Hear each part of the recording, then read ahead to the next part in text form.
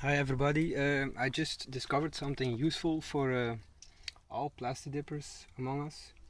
If you have a damaged spot like this, you can quick repair it without further peeling off. I did another spot here and you see it's firm, you can rub it. It's not coming loose again. I just used brake clean. It's for your brakes. Simple as that. It works very effectively.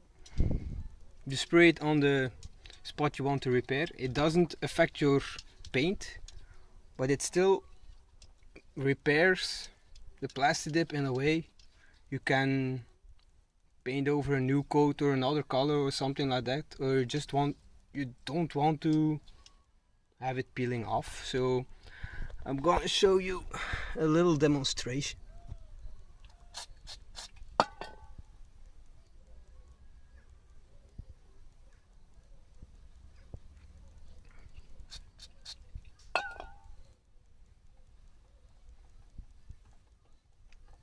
As you can see, it liquefies it a bit, and after a couple of seconds it's still sticky, but it's smooth again. You can sand it, or you can just apply another coat of brake cleaner, not directly on your car but maybe on your finger,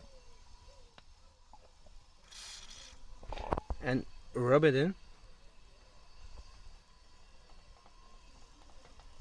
I saved a lot of spots with this, and maybe some of you didn't find out this effective way, but it's good for touching up if you repaint, because it leaves nasty spots. But as you can tell, it works, so good luck.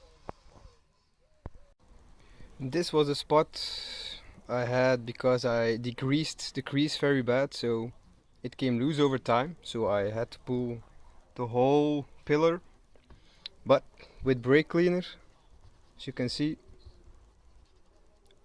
I sticked the edge back on the paint, and the little spots, you can tell, it's just plasti dip you can rub off, so you don't excuse me, damage your paint.